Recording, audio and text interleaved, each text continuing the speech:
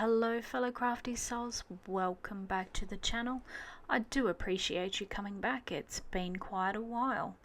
Life's been a bit hectic at the moment, but I'm glad you're back to join me. Today's 2023 Year of the Stretch project actually involves a journal cover for a change, which is I've done a bit of multimedia on it.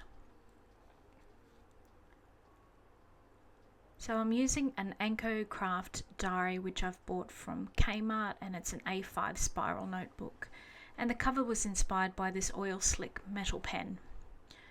Today I will be using the Hero Arts Bug You stamp set that also has matching dies to go along with it.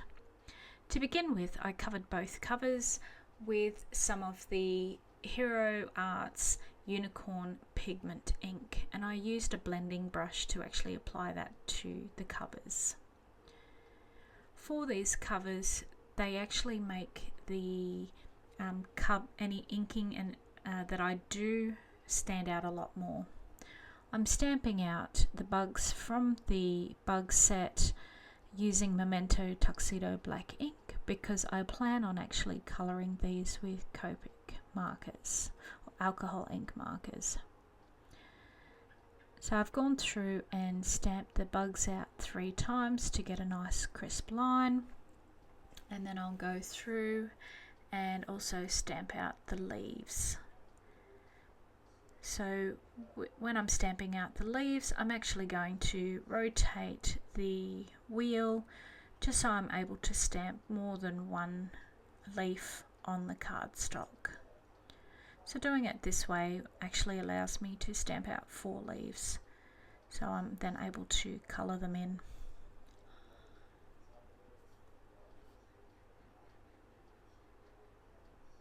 And that's my last leaf going in there, and I just managed to squeeze it in onto the bottom of the cardstock, trying to be mindful about how the placement of those leaves actually goes. So I'm using a variety of Copic and Altenew alcohol ink markers, and I will actually be putting up the colours, the numbers and colours of what I'm using on screen. So I am by no means a master colorist, so if you're here for master coloring, I hope you won't be too disappointed. I am trying to do some 3 colour blends, but I have no rhyme or reason when it comes to actually applying shadow.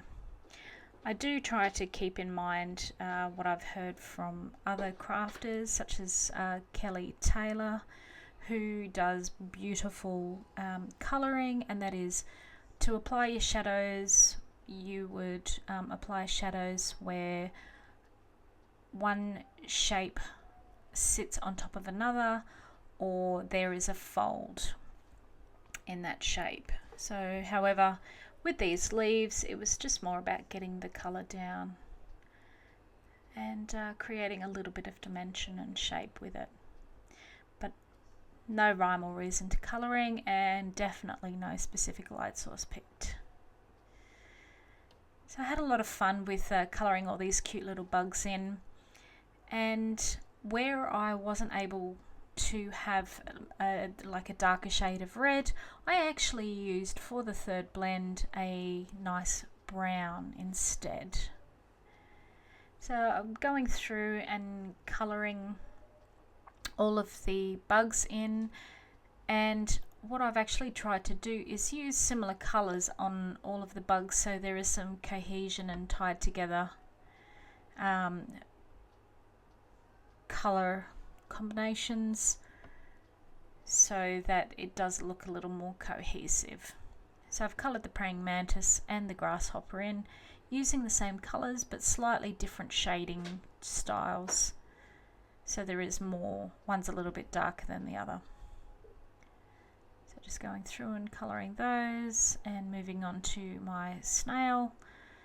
So with the milk chocolate, I found that it wasn't a dark enough contrast, so I moved on to the dark chocolate from Altenew, and that allowed me to get a little bit more contrast for the shell. Now moving on and colouring in the snail, And again, I didn't have a darker yellow, so I actually used brown as my shadow colour for the yellow to deepen it up. Now going through and just using my cool greys to colour in the face of the ladybug, and I'll also be using it to colour in the face of the caterpillar. And again, trying to create that cohesiveness with the bugs that will be sitting on the cover. Just using some reds, and again I didn't have a deep red, so I'm going back to that dark chocolate to create that bit of shadow. So now I'm colouring in the dragonfly and using mango smoothie, and again using that brown as that shadow colour, and then trying to do a little bit of a translucent blue colouring for the wings. And using again a combo of my Copic markers and my Ultra New alcohol markers.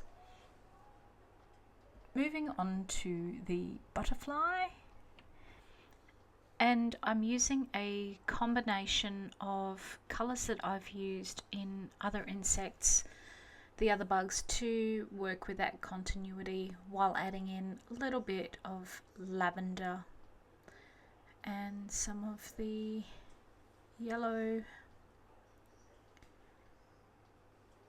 and trying to figure out what I'm going to use next, using a bit of the green, and that ties in with the grasshopper and praying mantis, and then I'll go on and use a little bit of blue, using a bit of orange just to deepen up that yellow, just going through a little bit of blue. Oh, the brown. Okay, so I didn't have a dark enough purple, so I actually used brown to deepen up my purple as well. So my brown got really used to create some shadows with my 3 colour blends for my different colours. And just a little bit of blue going on in there, and then going to use my cool grey Copics to colour in the body of the butterfly.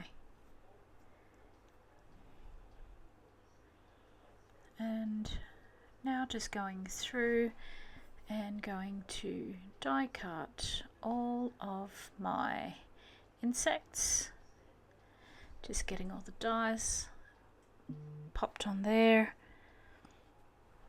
and going to run that through my die cut machine.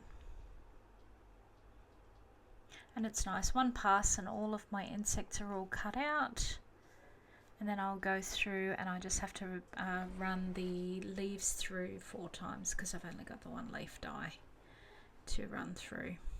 So there's all my shapes cut out, and now I'm going to actually start colouring my covers.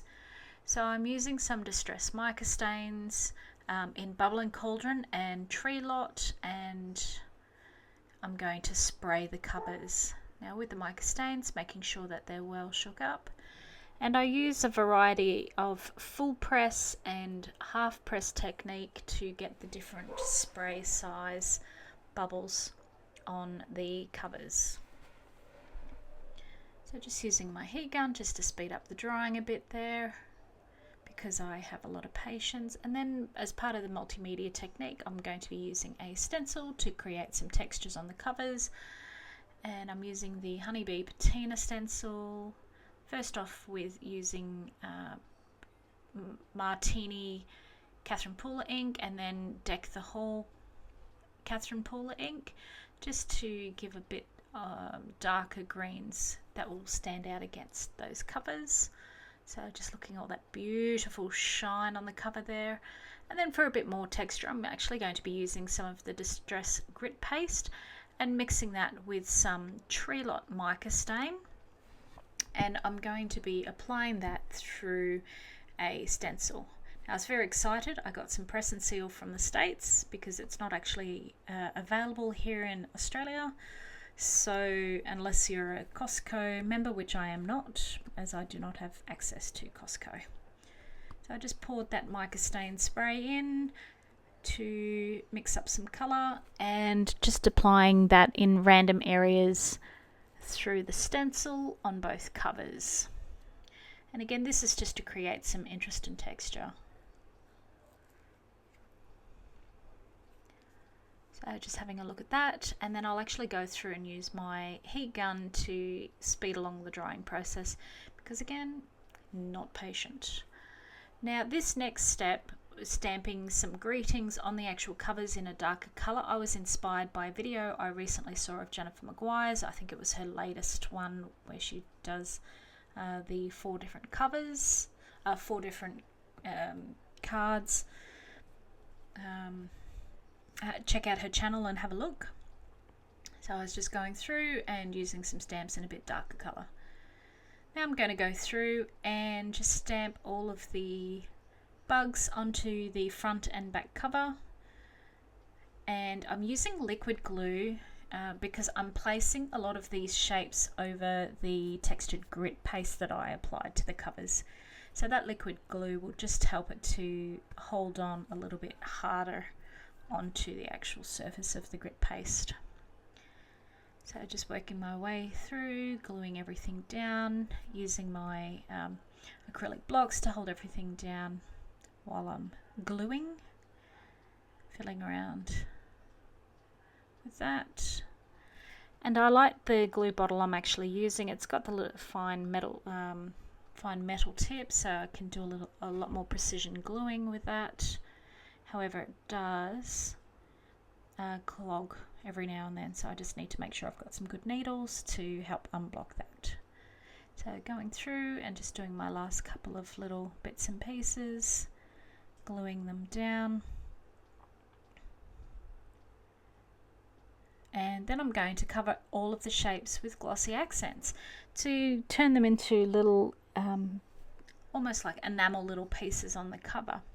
So as you can see, as I'm applying the glossy accents, it does look quite cloudy.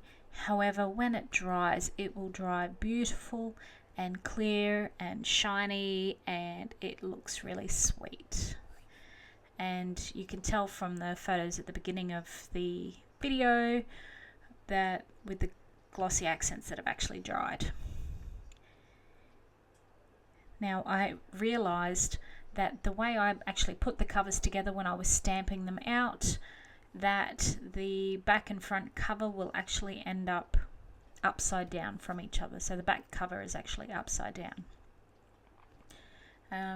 But it's a multimedia journal. It is what it is, and that's how it will actually get put together. So that's the journal cover actually finished. I would like to take this opportunity to thank you for watching the video. Don't forget to like and subscribe, and I shall see you next time.